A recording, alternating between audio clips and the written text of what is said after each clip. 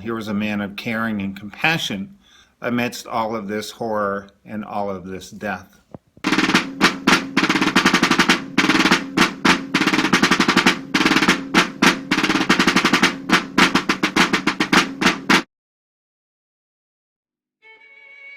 The Civil War, 1861 to 1865, fought between the United States of America and the Confederate States of America, resulted in about 620,000 lives lost.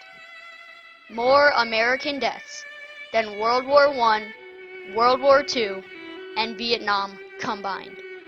Approximately 1 in 4 soldiers that went to war never came home.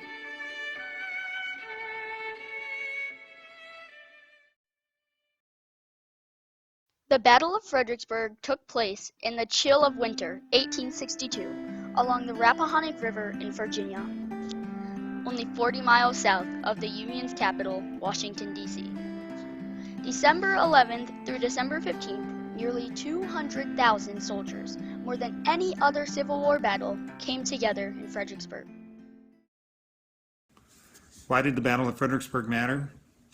The loss reverberated across the North.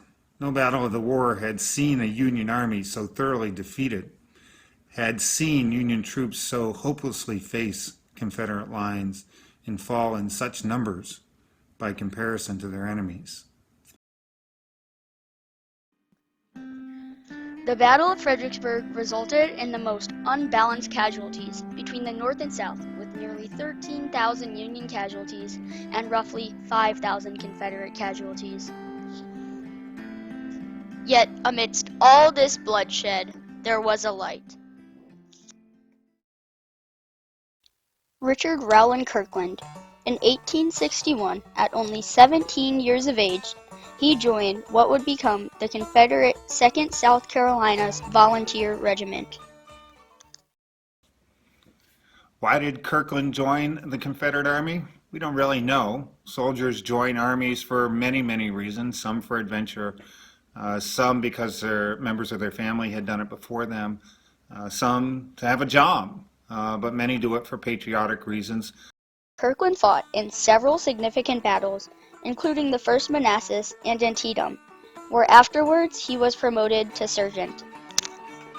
In December 1862, under the command of General Joseph B. Kershaw, the 2nd South Carolina Volunteers arrived in Fredericksburg to defend the sunken road at Marye's Heights. It was here, at the age of 19, Richard Kirkland would be forever remembered by his actions of humanity. I think Kirkland's story stands out specifically because this is one man in the middle of a war when everyone is trying to hurt each other. Well, he's trying to make a difference for the better, and that's certainly not typical. The majority of Union casualties at Fredericksburg occurred at Marye's Heights. Bodies were strewn across the land.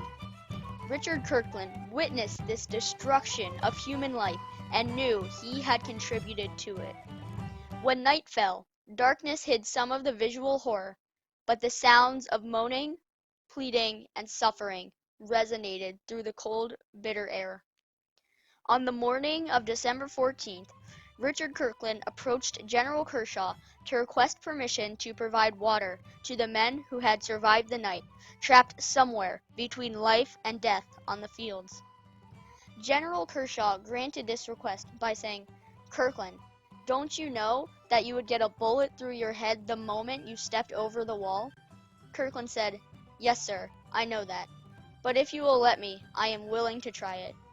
And with that, unprotected and vulnerable, and an easy target for enemy fire, Richard Kirkland went out between enemy lines to tend the wounded and dying, tenderly lifting soldiers' heads to allow them to drink from his and his comrades' canteens.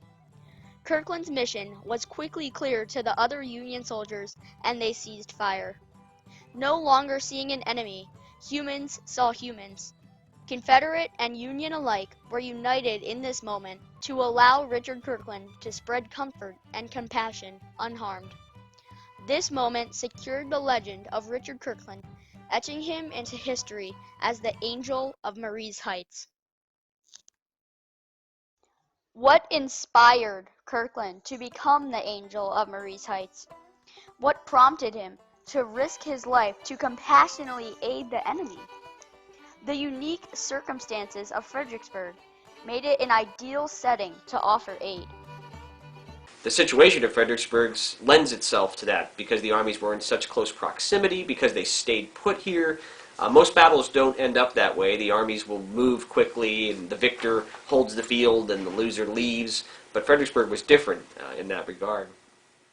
Upbringing, relationships, and interactions in Kirkland's life influenced his actions in Fredericksburg. Richard Kirkland's a little bit unusual in that we know a lot more about him than we know about most Civil War soldiers. We have a few letters from him. We know of his family. We know of his feelings at times. But the fact is, most Civil War soldiers, we know their name, their rank, their fate, whether they lived or died, and not much more. Letters between Kirkland and Rose Truesdale expose Kirkland's character and compassion. Rose's brother William, who also fought with the 2nd South Carolina, was killed in battle. Kirkland gave Rose the details surrounding William's last moments to comfort her. It's the compassion that he shows here is something that's indicated somewhat by his writings home to his family earlier in the war, where he shows a good level of concern for those of his comrades who were wounded or killed in action, and you can see this sentiment in Kirkland's writings, which might have led him to act like he did here at Fredericksburg. In July 1862, just months before Kirkland's exposure to the destruction at Fredericksburg, Kirkland responded to a letter from Rose, who was grieving her brother's death.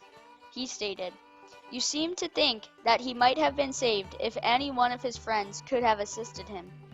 Did this concept haunt Kirkland? Did it give him the courage to risk his life to save the life of others? We may never know exactly why Kirkland did what he did. Regardless of the reasons, Kirkland's actions at Fredericksburg are a remarkable testimony of kindness. Our history is full of mysteries and holes in it that we can't be certain about certain things.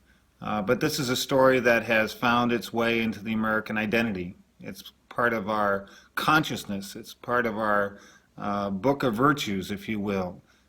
This man who we can look up to because of his great compassion and his great courage. Young Kirkland was brave enough to take a stand and do what he believed was right, even if it was different than what everyone around him was doing. Even in the midst of carnage and horror and inhumanity, individuals have a human instinct to be kind to others. And that's really the story of Richard Kirkland. And the story of Richard Kirkland is an important part of why the Battle of Fredericksburg matters. A large part of the reason Kirkland's story has survived all these years is that there is a need for it to be true. People want to believe that others will act with grace and compassion and will do what they can, even risk their lives when faced with the challenge of helping those in need. Possibly the most intriguing part of Kirkland's story is the question it raises in all of us. I think when all of us encounter someone like Richard Kirkland, we ask ourselves the question, would we have done the same thing? We hope the answer is yes, but I think that some of us wonder still. And so Kirkland can inspire us, hopefully, when we confront something similar in our lives, and we almost always do encounter some sort of tragedy or crisis that requires action, that we'll have the courage to do what Richard Kirkland did. Over 150 years later, Richard Kirkland still inspires us to be kind and to have the courage to stand for humanity, not only during war and sadness, but every day.